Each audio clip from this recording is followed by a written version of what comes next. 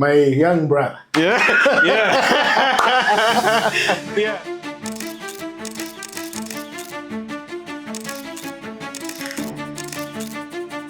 Funny story. Back in 2015, I was in class with my friends and I came across a magazine. You featured in one of the magazine and I thought it was me. Okay. It's a weird thing, but most people throughout the years, like people who meet me, when they see me, are you Yemba's brother or cousin? The only thing missing is the gray hair. Yeah. Yeah. The Kamala Harris shoot, how did you get to shoot that? That's a big one. The level of security that was there was crazy. We got searched like 3 times. I had to leave our bag somewhere. Dogs sniffing and all of that. It was heavy. Yeah. At every point in time, we need to be like, I'd say 30 meters away from her. Every point in time. I think there were like almost 50 different reporters. I had to zone out and I'm like, okay, I'm gonna do this. Like I'm the one who's directing her. Like it's a personal shooter and all I want is for her to just be herself. It was life-changing. It was pretty cool. Now, when it comes to getting clients, what are some strategies that you use for getting and retaining clients? So this is the interesting thing. I think interpersonal shoots are very important. You know, some of the biggest clients that I've been able to get, like from whether it's Anako, MTN, Airtel, have come from. This was one of the very first projects that I shot. This man used to live like in a hut. He was the only teacher who was at this particular school. The symbolization of the kids being and doing all of that is just them commending him for being hardworking and staying through it even under such conditions. Don't be afraid to make mistakes. Sometimes beautiful things come from mistakes. Yeah, it's like you went ahead of me. Even the haircut. Even the haircut is the same. It matches. It's just the gray hair that's messy. Yeah, that's the gray hair. Quick one, before we go any further, please remember to like and to subscribe and to share. And I promise to bring you the best and most valuable content. Yemba, welcome to the podcast. Thank you. Thanks for having me. Yeah. So, funny story. Back in 2015, I was in class with my friends and I came across a magazine. I don't know if it was Nkwazi. I don't know if it featured in one of the magazines. Yeah, Nkwazi. I don't know if it's Proflight or Nkwazi. Both. I've contributed both Proflight and yeah, but where you are just featured for you specifically your profile. Yeah. I don't know which one that was. Oh man. Even now I'm trying to remember. Yeah.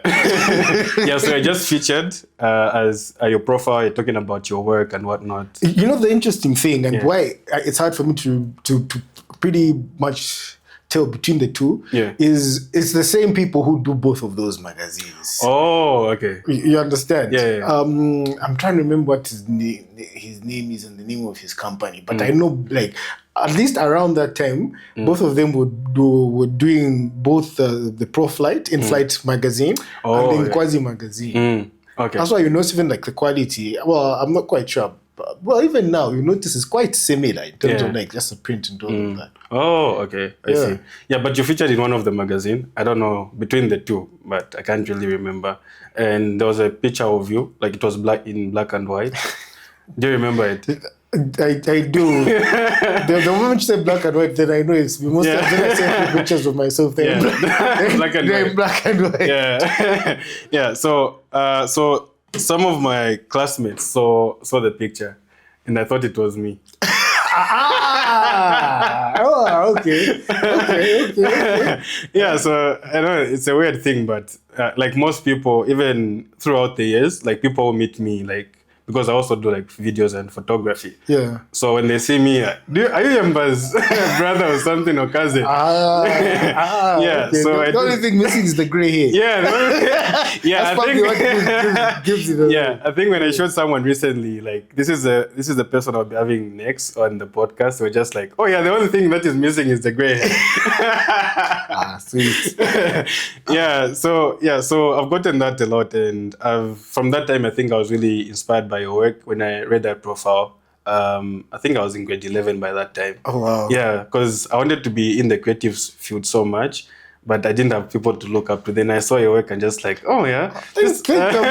I'm humbled. Yeah. And thanks for reminding me how old I am. If I was grade 11, I was doing that. Yeah. that says a lot about the disparity in terms of our age difference. Yeah. But no, thank you. Yeah. Thank you. Wow. Wow, thank you. Yeah. I'm humbled to hear that. Yeah. So yeah, I'm glad that you're here. So I didn't want to tell you that because I'm sure it would have freaked you out. Like, okay, I look similar to you. Yeah. So I was waiting for. We all have twins or young brothers. Yeah, somewhere in the world. I'm telling you, either that or in a different universe. Yeah, what do they call it? Multiverse. There we go. That's the word I was looking for. Yeah. So I was inspired by your work and just reading your profile and the body of work that you've done. And also the pictures that you took of the former Vice President Kamala Harris. Of course, we're going to talk about that. But before we go any further, I wanted to know, like, what were your interests growing up? What did you grow up from? And the things you were interested in as a kid? Okay. We want us to go that far. Yeah. Because born in Ndola, started... can go that far back. But anyway, started school in Kitwe and then moved here to Lusaka. I think we moved to Lusaka in like 93. Growing up, interesting enough, hopefully dad and mom remember this. I remember this was the time when Chilua just took over. Around that time, I wanted to be a pastor president. Pastor and the president. Yeah. And then as time moved on, I developed like an interest for computers. Yeah. For computers. Eventually, and this is an interesting thing, I found myself studying at Zika, so I did the Greenwich degree in computing, which is basically programming for business information systems. Just immediately I was done. My dad thought it would be good exposure for me to go to South Africa. I had my late cousin, God bless her soul, and her husband were living there. So I went there. I was just supposed to spend like a month. I attended the church where they were going to. From attending the church, somehow I ended up meeting the pastor who was pastoring the church. And I found out that they actually are running a TV station. And he called me in. These were just the early days of the TV station called Omega Channel. Unfortunately, even he passed. God bless his soul. So he called me in. In my head, I was just thinking, nothing much will come out of it. The next thing made me sit down on an editing suite that I'd never used before. This was like around 9 in the morning. They gave me some footage. He went to his office. I forgot about it. He's like, just play around and let's see what you can do. Before I knew it, I made something. By the time it was end of day, I showed him, and 2 days later, I was offered a job. Oh, really? This is from me going to visit. I mean, I've just finished a course that's totally different to that. And the next thing is I was offered a job. And that's how I was in South Africa for like 6 years. That job, I ended up being poached. Worked in Nigeria for like a year. Oh, yeah. From South Africa to Nigeria. For another TV station. Africa Broadcasting Network. The next thing, I thought it was time, go back to South Africa, but I was only in South Africa for like a bit, worked for like a digital ad agency. And that's how I ended up moving back here and ended up getting into advertising. So what were you doing specifically in South Africa when you got your first job? My first job was editing. Video editing. That time, there were no signs of photography. It was just editing. Every now and then, maybe I'll be involved in the shooting.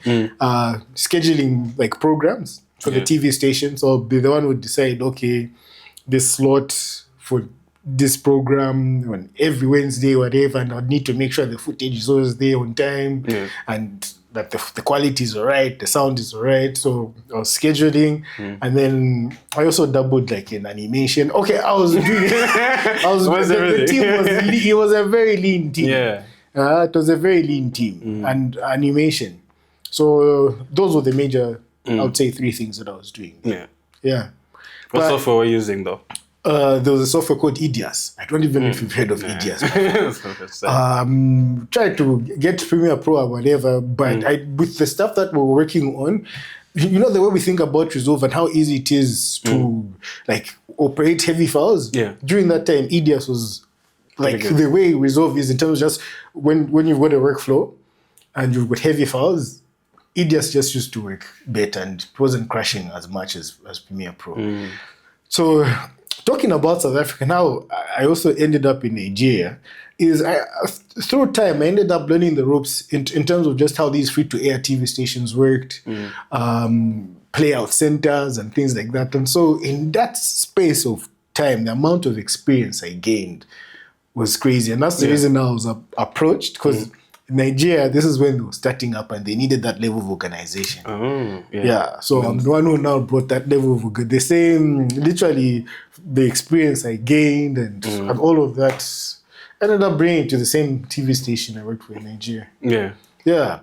But I think somehow I always knew, even though I was studying IT, I would get in media, because whilst I was at Zika's, my side hustle was I would make beats. Talking about beats, Ebo Chungu is someone who actually recorded. The song never came out. I don't know if you know Kachanana. Kachanana is someone who I recorded. David from Africa is someone who I recorded. Like a few of my people even passed through this thing. But for me, it was just passing time and just trying to make extra money. And every now and then, I ended up with a camera, play around with it. And that's how I ended up even learning the editing thing. But that time, for me, I wasn't thinking about it like a career, because obviously I was studying. Something but life is like, as you know, it has a weird way of just changing things. When you were a child, you never saw yourself like in the creative media. I always loved music. That's like, all, instruments, whatever. But I think the major reason for that was church. I've grown up a church boy. So that stemmed mainly from that, and just I think the love for music. But I never thought of myself maybe making videos or things like that. Cameras. Computers. I think the love for computers was probably, when I was younger, was probably because of games. You get. But I wouldn't say I ever thought of myself in that sphere. No. You've been doing it for quite a while now. How many years? I'm sure it's over, I don't know. Over 15. 15, 15 years, that's a long time. Over 15 years. That's over 15 years. It's a long time. It's probably maybe even more than that, but I would rather... being humble. Well, I'm going to behave like a soccer player. Who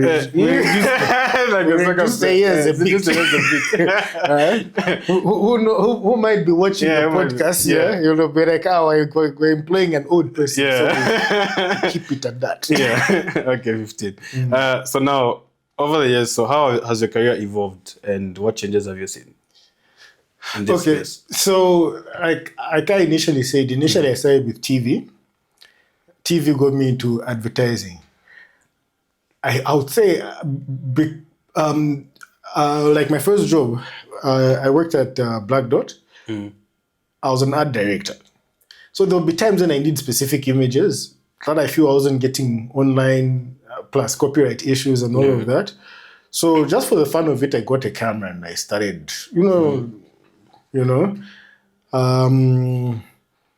but because of being an art director, I needed to also have some level of strategy and being able to have that kind of thought process and all of that.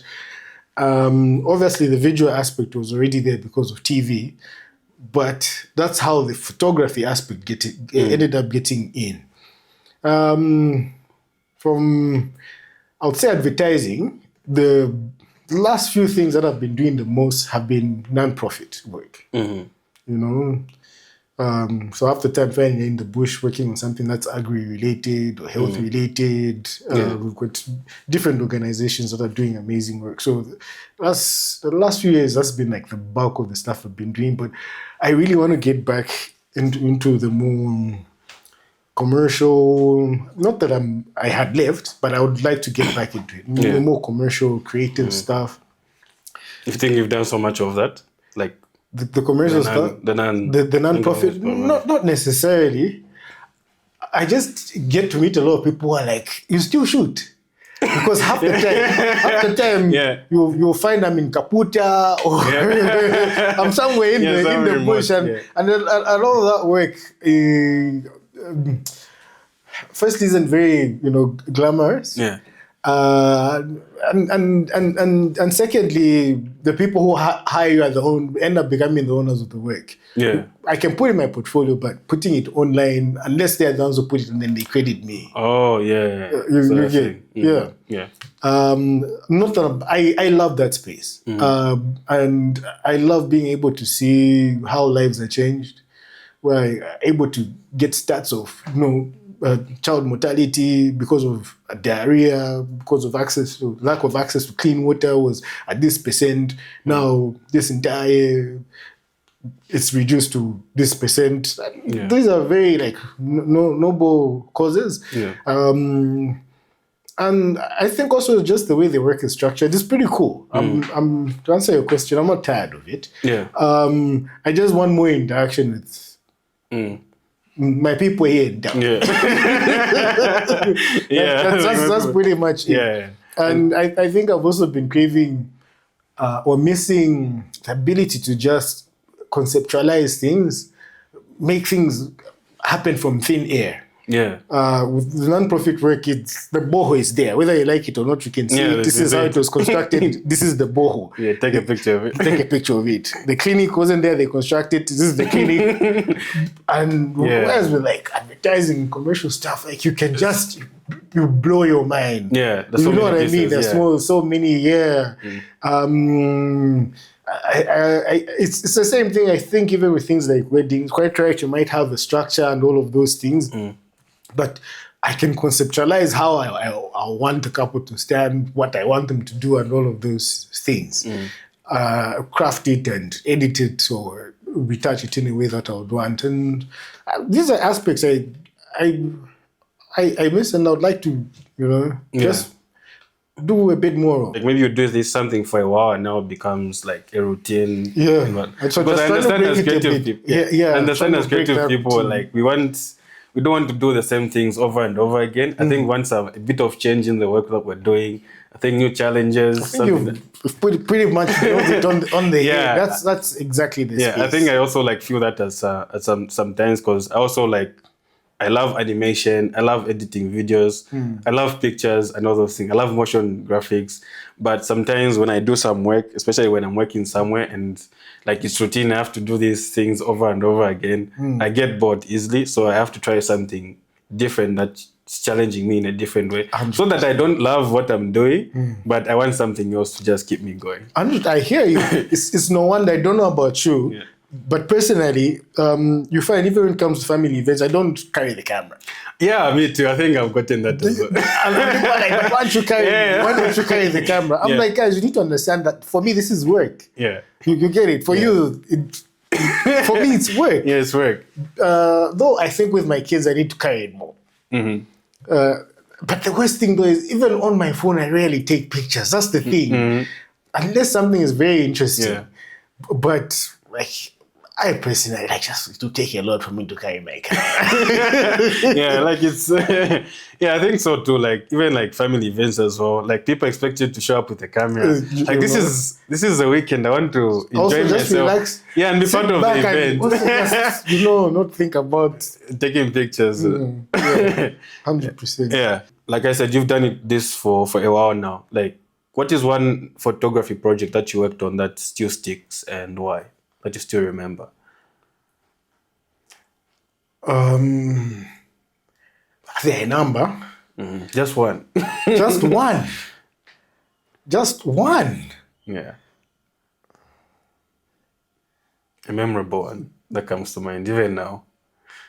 The number. Yeah. I know one of the ones that changed the trajectory, I think, for me, obviously would be the Kamala Harris one. That was pretty cool. But there are a number of things that have kind of been milestones that have gotten me here. Like for example, how I knew that I could actually take this thing up seriously is after we're goofing around with So Good, and I don't know, somehow they entrusted me and I took pictures of, Critic, K-Star, as in this was back in the day when these guys were just also coming up. And for me, like I just pictures, whatever, and I took some shots of some, and that's the time Kapiripi was like hot. And I feel like it changed the trajectory of how even seriously people took me. So that's a project I would say it also changed things the same way.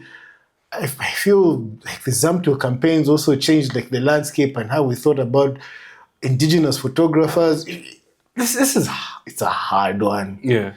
It's hard. Yeah, I think I like the way you're answering it, because you're going through from project to project and now they change the trajectory. Yeah. I think I could have put it as, what are some of the projects that you worked on that? Okay, so those are some of the things I think that have changed things off the top of my head that I can think of that have changed things for me.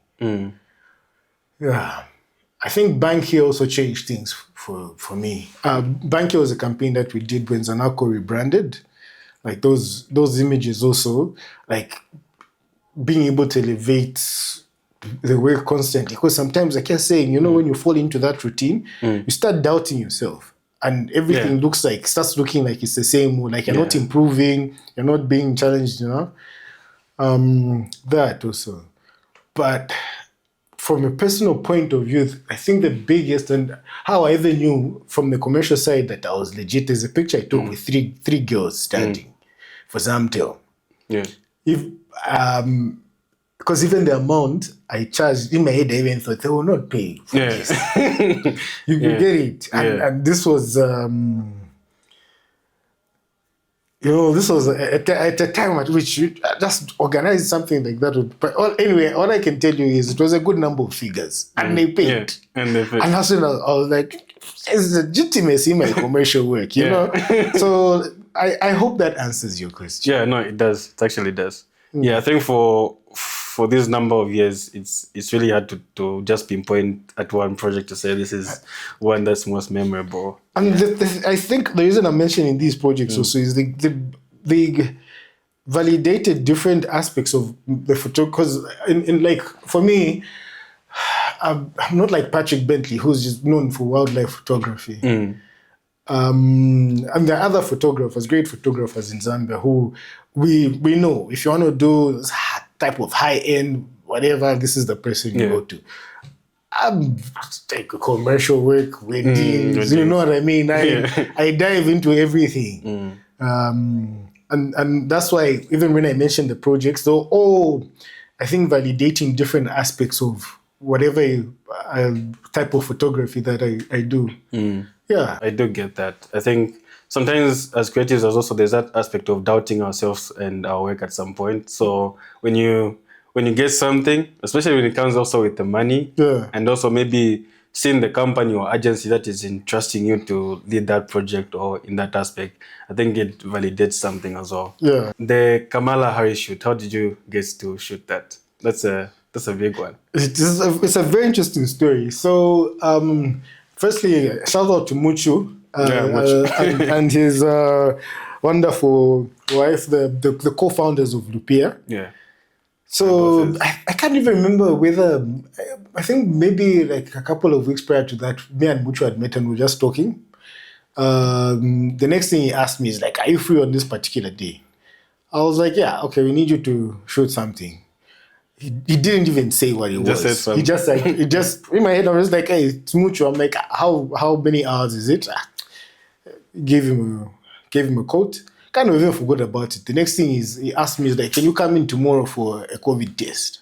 And I'm thinking, what kind of a shoot is this? COVID test. I know it was like post-COVID and whatever, but at that time, like COVID had kind of died down and all of those things, So I went to Lupia. The next thing, I'm being swabbed. It's like, I'll let you know if you're clear. Oh, by the way, you need to also send me a copy of your passport. In my head, I'm thinking, are we traveling? What's going on? You know what I mean? Yeah. So I sent a copy. I wasn't even thinking like anything about it. Like, Muchu can also be clinical and he can be a very interesting person, Before I knew it, he calls me in the office. I need you to sign something. Again, this is on another day. Next thing I signed, I'm like, I don't even know what I'm signing. It wasn't until we were now traveling to the farm that he told me, you're going to shoot Kamala Harris today. Wow. That's when he told you. I'm like, are you serious? Are you serious? And in my head, I was like, whoa, okay. First thing I thought, and this is one thing I thank God about, I was like well prepared because he wasn't saying what it was, and there was just looking like he was being busy and whatever, like all these checks and whatever. And I guess after that, that's when I realized, I'm like, okay, this is serious. We get to the farm, the level of security that was there was crazy. During my career, this is something I actually never mentioned. One place where I worked was the Electoral Commission of Zambia, pre and post election. So even during the last elections, I was actually working for Electoral Commission of Zambia. During COVID, things were a bit tricky, and so I was kind of, forced into using my paper. But I'm saying this to say this. Even when we'd have like a Zambian president and whatever, that compared to what they were doing at that farm was just nothing close. We got searched like 3 times. Really? At some point in time, they had to leave our bag somewhere, dogs sniffing and all of that. It was heavy. By the time she came, before coming, they explained to us, at every point in time, we need to be like, I'd say 30 meters away from her. At every point in time.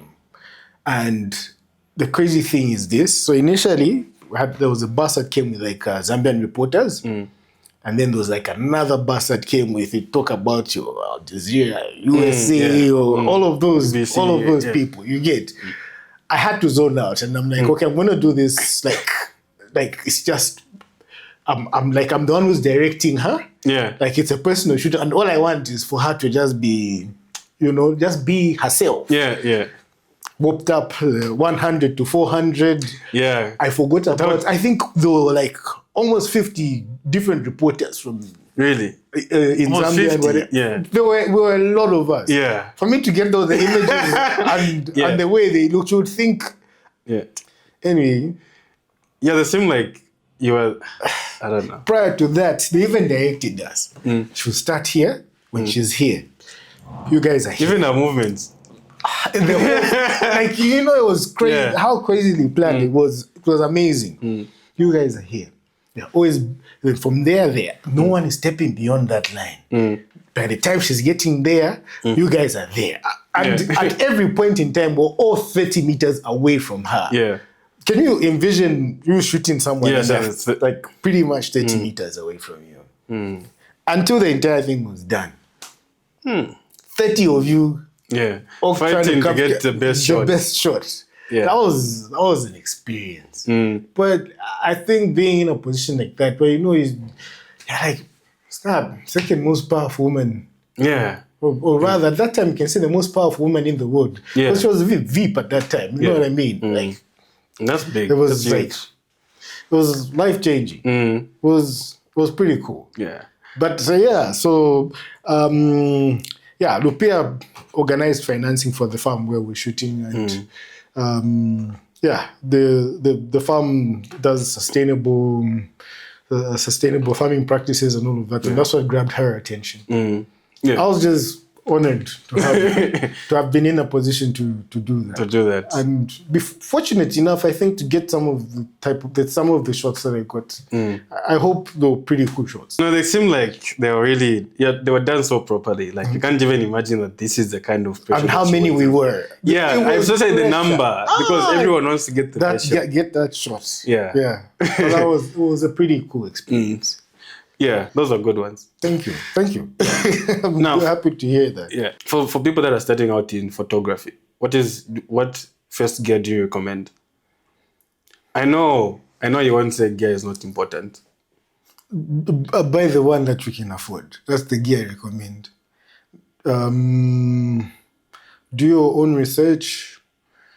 If you have the chance and it's within budget and you can find someone who has something that's close to what you have, I would suggest you trying it out and seeing whether it works for you. That's the best suggestion I would give. I think if you can find someone who's willing, just let you at least kind of goof around, check the pictures out and whatever. Because the first place most people start from is they already have a number that they want to spend. And so I'm not brand sensitive.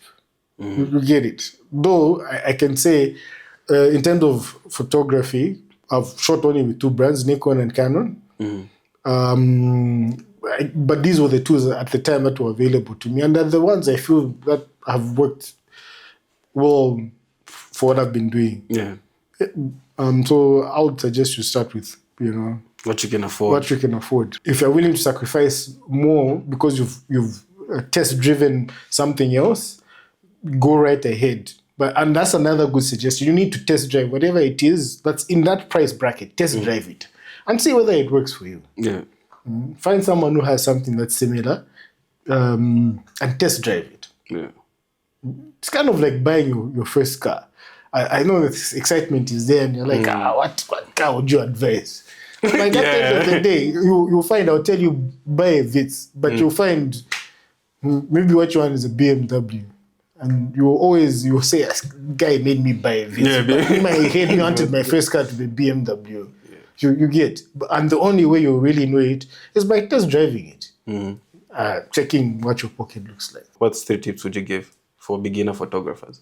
Like everything else, practice is everything. You'll never become good at doing something unless you spend the hours. They say you need to spend, is it what, 10,000? Is it 1,000 or 10,000 hours doing hours for you doing like the same thing for you to become proficient in it. The other thing, don't be afraid to make mistakes. Sometimes you discover things that you didn't even know by making those mistakes. I know I'm talking about photography, but the reason I'm saying this is, remember I was talking about being interested in music, like I play instruments and whatever, and there'll be times when you're putting in the hours, you're trying to figure out something, and you end up finding something that's even better that you can add to your repertoire. You understand what I mean? So you're trying to figure out the chord, listening in and all of that, and the next thing you're like, whoa, you get it. And so don't be afraid to make mistakes. Sometimes beautiful things come from mistakes. And another thing is just, like other advice I can give is identity is everything. It's important for you to be inspired by photographers who've gone ahead of you and are doing really well. But whilst you're doing that, you also need to figure out what you kind of like, what you fancy. You don't find yourself in a position doing something that you don't like or doing it in a way that you don't like. So it's important to find your self-identity. Okay, now when it comes to getting clients, what are some strategies that you use for getting and retaining clients? So this is the interesting thing. I think interpersonal shoots are very important. Some of the biggest clients that I've been able to get, like from whether it was Anako, MTN, Airtel, I've come from, maybe I was shooting their wedding or a personal shoot. The beauty about personal shoots is this. Especially if the kind where they even invite you to their homes, they're in an element where they're at their most purest. If you understand what I mean. Because that's them at home. That's the way they are at home. I had the privilege, for example, of shooting Dr. Kaseva and her family, former vice president at home. And I just realized, a lot of people that we see, at the end of the day, they're just people. And the experience from how you carry yourself out and how genuine you are would determine what happens with your next client. So sometimes even when we're starting out, the difficulty is maybe I think, but what can possibly happen with this person? They've probably come to me because I'm charging a small amount and I'm just starting out. But don't forget that just like you who's trying to grow, even your client is trying to grow in life.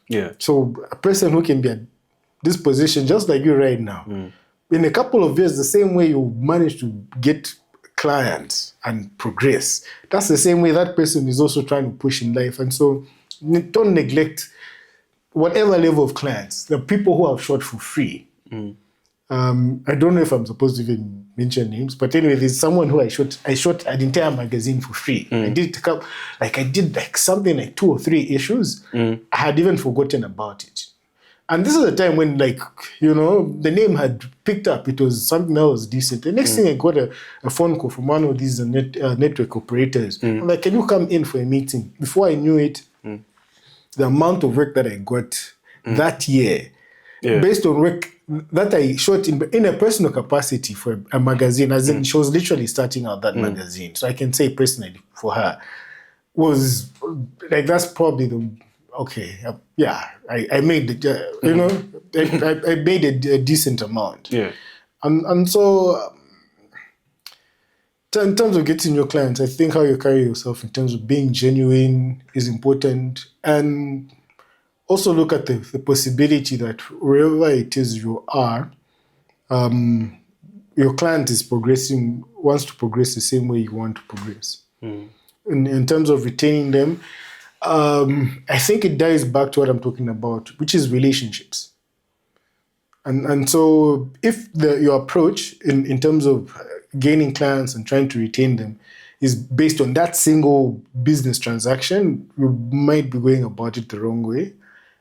I think you're better off building good relations with genuine human relations with clients. I'm not talking about you now, you know, being invasive or anything like that. No, just simple things like being courteous, being kind, responding accordingly, being able to manage expectations. If you're going to be late delivering something, it's just things like that. And so, because people are able to read your genuineness, that's the advice I would give. Yeah, so being authentic, being genuine, not just thinking that this will just end on this project and I'll move on to the next one. 100%. I'm not saying you now start calling them and asking them, how are you doing? No, I'm like, look, if the work is done and whatnot, have the courtesy of following up and saying, I hope you like the way the pictures were and whatnot. And in case you have anything, please feel free. I'm open to discussion. I'll be more than, you know, happy to help. You get it. Just things that are like that. Yemba, so this is called Do It. So we don't just talk here. So what we're going to do in this segment, we are just going to go through some of the projects that you've worked on, some of your work. I know there's a ton of them, and I know it's been difficult for us even just to select which one we should go through, but we'll go through some of them to just share the concept behind each one of them, like what was going on, just to get an idea of how you do your work. Sounds good? Sounds good. All right. They're taking me back on memory lane. Memory lane, yeah. Okay, so this project for Kazan, tell me about it. Firstly, how I was called up was quite interesting. I wasn't expecting it. No, okay, so the reason why I think I love these images is the kind of budget that the client had versus like the level of quality of the images.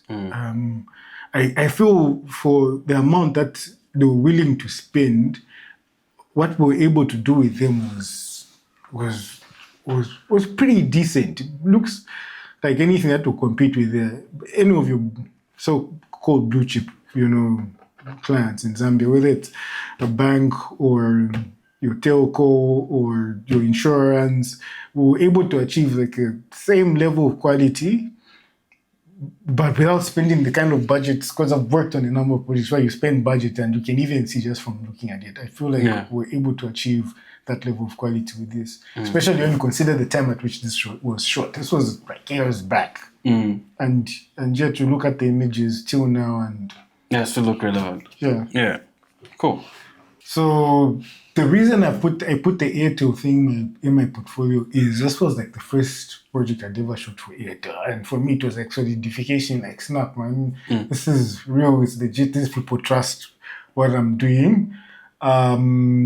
Besides that, this was around the time Mr. Money, the character, also came out, which was quite big. It was one of those images where the moment you see your work on a billboard, on a telco, you know, your blue chip clients, and it's everywhere in magazines, it's in newspapers. It feels like, okay, social media, everything. Where did you shoot this from? The picture? Interestingly enough, this was actually shot at my house. Oh, really? And now I'm about to give you some trade secrets. The lamp you're seeing there is actually fake. Really? There was a speed light, and we just superimposed the lamp. That's the reason why you can see the lighting there. And at the back there, I probably used. I think I used another speed light, but I put a gel on it to mimic, the nighttime. Really? Wow. Yeah. Was it done at nighttime or? No, we couldn't shoot the young girl at night. Oh, yeah. So we had to, we blocked. Just used black cloth. Nice. To block the window. So that lamp wasn't there? No, it was not. That's where the speed light was. Yeah. And the beauty is because the speed light was already there, it ended up giving it that natural feel. Yeah, feel so of like it's the lamp. Oh, nice. Yeah. So that's why you used just one night? On her, yeah. Because she's supposed to be studying. Yeah. Cool. This is a good one. Now, no one would even tell like this is just a speed light and a gel during the day. Well, so the speed light obviously behind there, the other speed light in front. Yeah. Actually, it wasn't even in front. It was more behind because we're trying to achieve that shadow. These MTN ones for me, like this was like a third time a champion, but you've managed to finish all of them now. The triple threat. Your MTN, I mean your Zamtel, Airtel, and MTN. And interesting fact, this was the time when James Sakala was just like he's coming up and whatnot. And the other images that we took were images with Pompey and there were some other artists. And so in my head, I'm like, I think Yemba, you've done it. Yeah, you've made it. For you to shoot all three of them. Yeah. It means they're seeing things like it's happening. Yeah. And mind you, prior to this, a lot of these clients were getting people from outside the country to do these things. Really? And so for me to be in a position where I'm like, okay, I'm now the one who's who's being called up for these things. It felt pretty cool. Yeah, nice. Yeah. So this was where was this? With the one with James Sakala? I think we shot this in studio and then superimposed the background. Oh, okay. This was shot in studio and we superimposed the background. Mind you, these are like old pictures, but for me they were like sentimental value because they're consolidating different aspects of my journey. Yeah. Nice. I think if you even look at it, you can see the cutting. Can you see the light? But no, can you see how the light is falling there? Can you see it? Yeah. But it's really hard to tell. Because of the way. Because of the way. Yeah, it was properly done. It's like very subtle. And that's the thing also. I think as creatives also get like a guilt conscious when, Yeah. When you've done it, sometimes it feels like now you've overdone it. Yeah. But if someone can hardly tell, then it means you've done a pretty decent job. Yeah. No, it's hard to tell. Like it just looks like he was in the street somewhere. I don't know. Yeah. But you did it very well. Thank you. Obviously, Zamto was like quite a changer for me because the number of campaigns we were able to do, starting from and the beauty of Zamto also is at the time, the initial picture I took was in my personal capacity, and we managed to bid when I was working at Black Dot to get Zamto on retain as a client. But what changed things, I think, quite a bit was the time we were doing things like Zamtelligent, because I was also involved in terms of strategy and things like that. Coming up with those concepts, I was heavily involved. There was Spell-It, I was heavily involved, not just in terms of like production, but even the conceptualization of the campaigns. Yeah.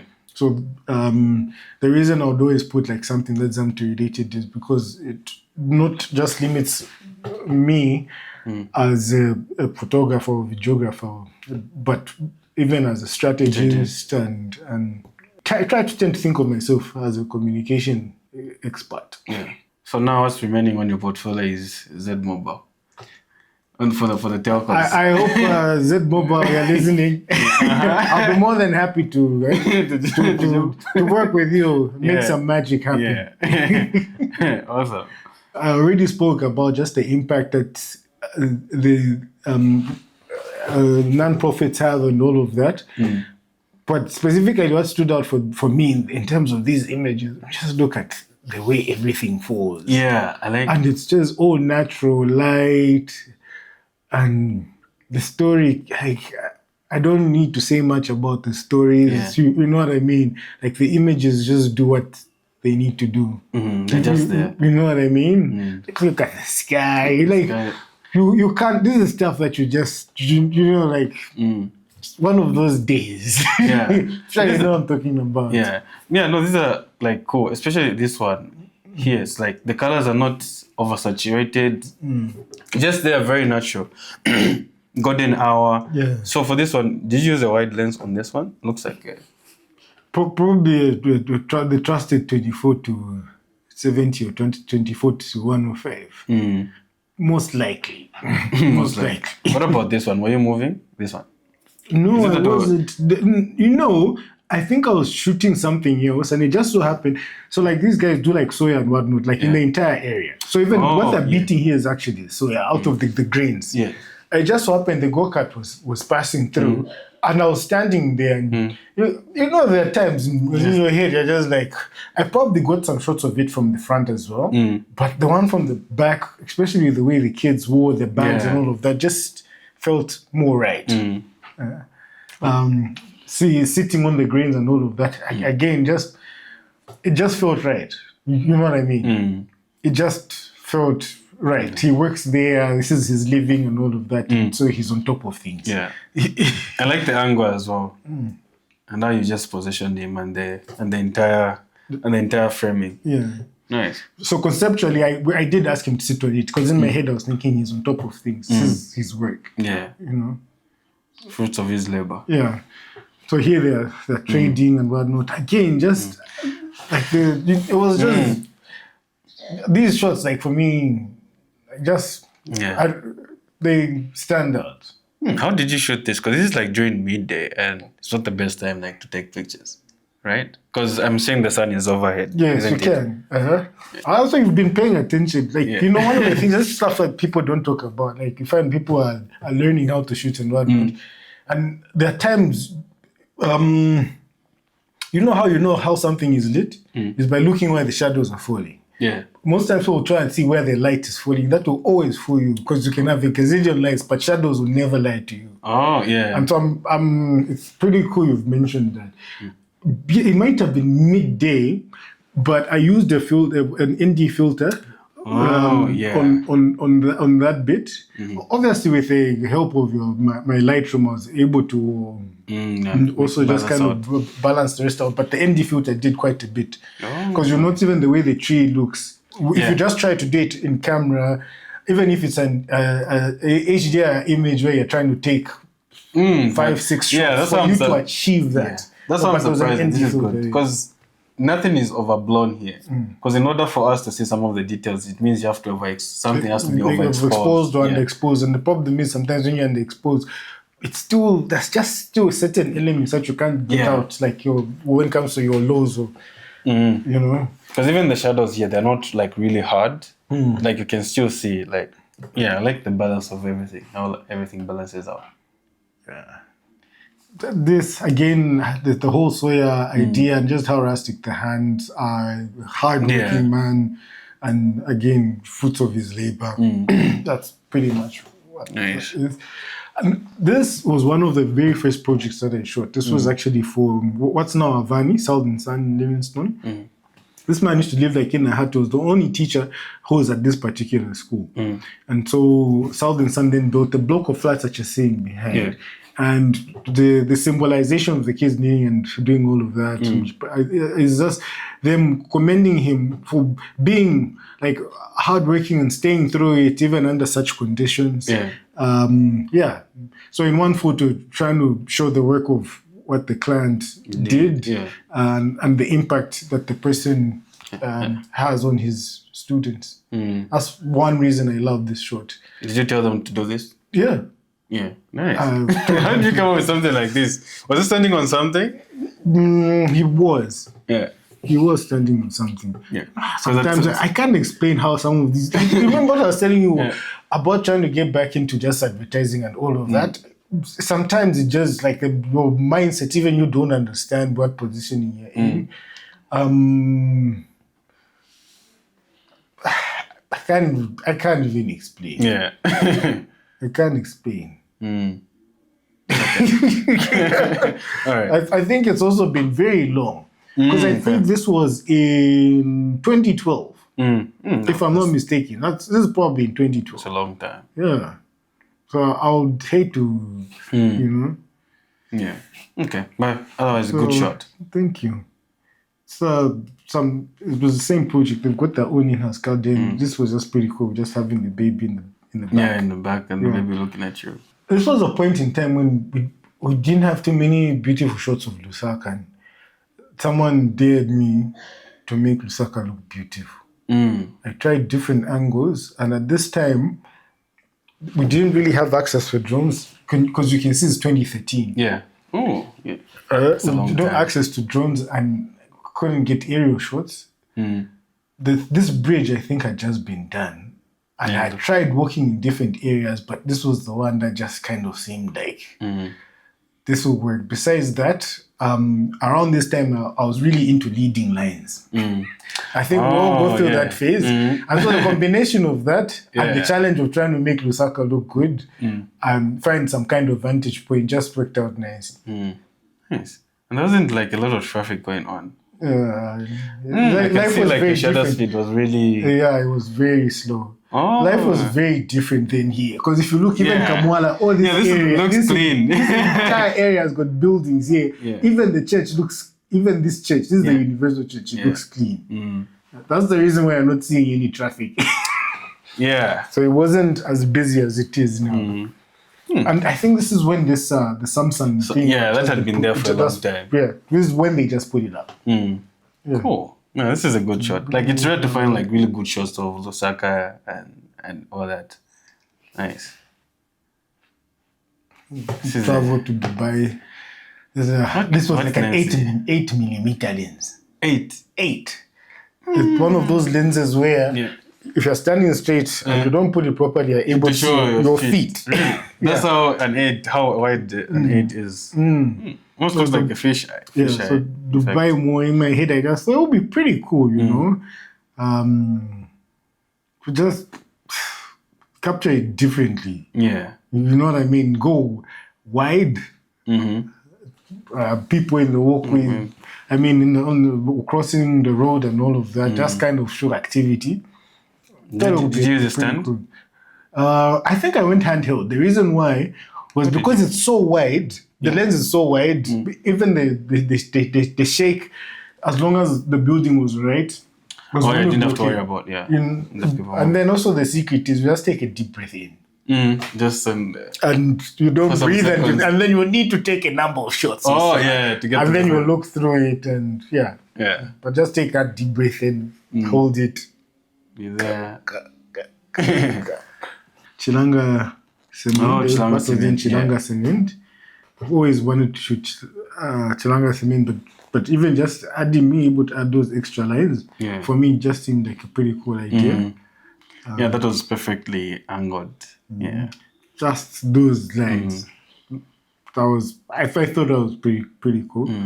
This was in Livingstone. I think you've probably seen this. If you've been on the boat, you've probably seen this lodge around as you're going away from the falls. Yeah.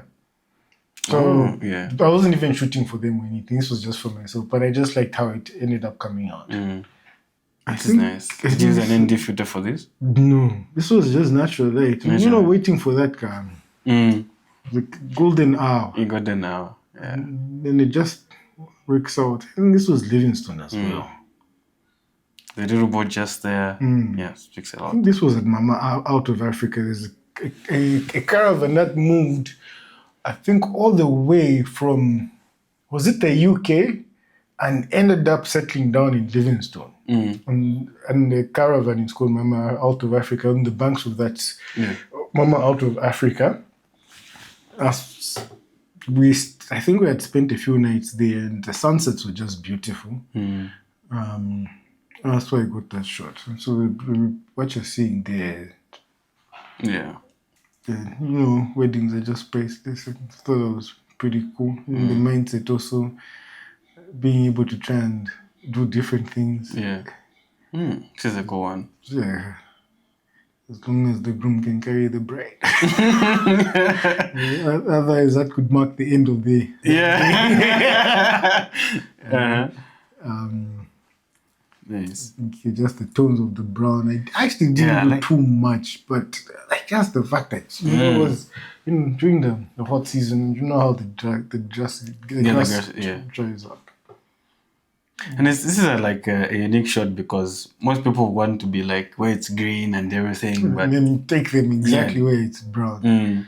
Another thing for me is I know the landscapes change quite a bit, but I'm a sucker for natural light, especially when it comes to like weddings. Oh yeah, not too much artificial light, right? And so that, because I feel sometimes it changes like the tonality a bit and all of that.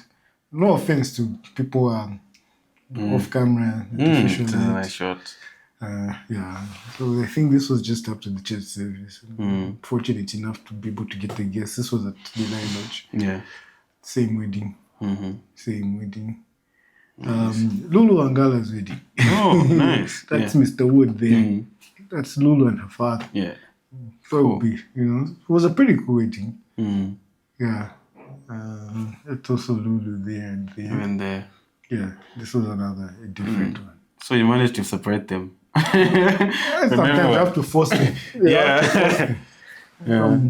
Familiar faces. I don't know if you remember him. It was former ECZ CEO. So that's what they call Chief Electoral Officer. Yeah. Obviously, you know him. Nice. Being able to achieve this around this time, like people wondering, how did you do that? This looks like two lights, right? From both sides. Yeah. Pretty much lighting her from the back with two different lights. From the back? Yeah. Not from the sides, like. So how you know is you see where the shadows are falling. There isn't just enough light hitting that nose from the side. So from the back, with the way it's falling, that's how you're able to know. And if it was from the side, you see even that we would have more light on it. Okay. Yeah. Not back. Not like but you understand at that angle, not this angle. Yeah. Okay. This is the one that changed everything when it came to after shooting this. Because at that time it was just Tehila for studio, Inzi, Gareth Bentley, and what was the last person? Inoka Vindade. Yeah. After this, like people were just wondering, who is this? Who took this shot? The next thing, man, shot JK, shot Danny, Kaya, Ebo Chungu, Pompey came after this. Yeah. I just mentioned them. So don't be surprised if you find her with me and like a lot of people say hi. Yeah.